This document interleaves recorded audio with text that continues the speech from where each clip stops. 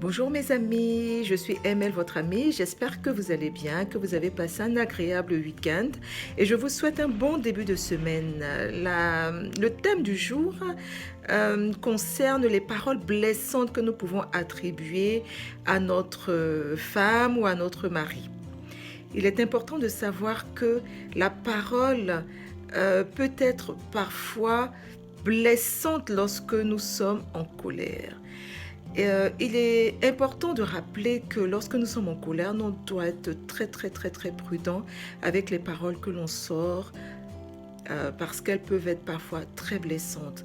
Vous savez, quelquefois, on se dispute, on ne sait même plus pourquoi est-ce qu'on se disputait.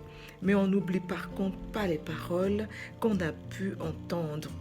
Surtout la personne qui les reçoit. Elle peut être très profondément blessée et ça peut laisser des traces et ce pendant longtemps.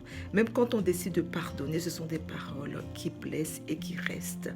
Il est donc important lorsqu'on est fâché, lorsqu'on est en colère, de mesurer les paroles que l'on va dire à l'autre.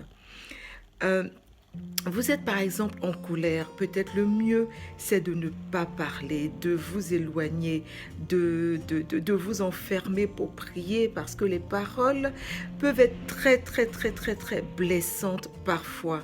Il faut par exemple éviter de dire des paroles répétitives aussi à notre femme ou à notre mari. Des paroles qui viennent par exemple lui rappeler les défauts qu'il a ou qu'elle a. Des paroles qui peuvent venir lui rappeler les erreurs qu'elle a eu à faire par le passé. Faisons très attention à nos paroles. Vous savez très bien que le monde a été créé par la parole de Dieu. Donc au lieu de donner des paroles plutôt méchantes et plutôt rabaissantes à notre moitié, l'idéal serait d'essayer de s'entraîner surtout à dire de belles paroles à notre moitié.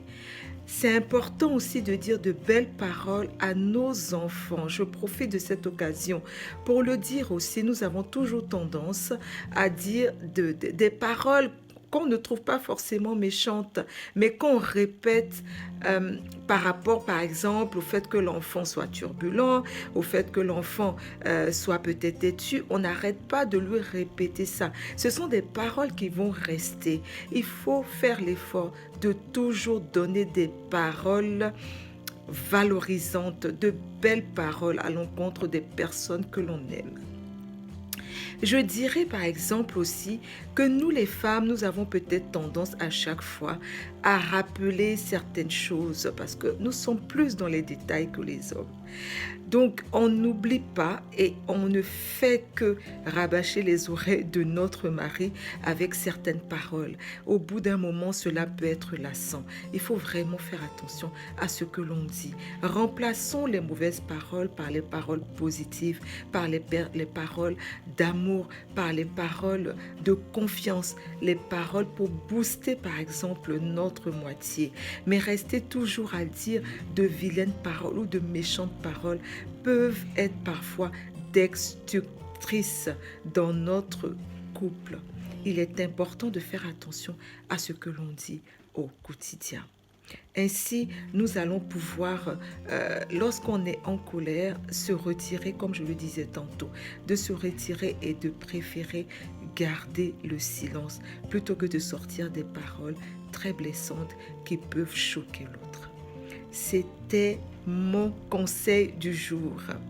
J'espère que nous allons, parce que je fais aussi partie des personnes quelquefois qui peuvent sortir des paroles blessantes. Donc j'espère que nous allons y arriver à nous contenir lorsque nous avons des choses à dire. Il faut faire attention, les paroles sont parfois très tranchantes. Je vous souhaite une agréable fin de journée et surtout, ne me remerciez pas. Je suis tout simplement votre amie. N'hésitez pas à partager la vidéo et je vous dis à demain pour un autre conseil. Bisous.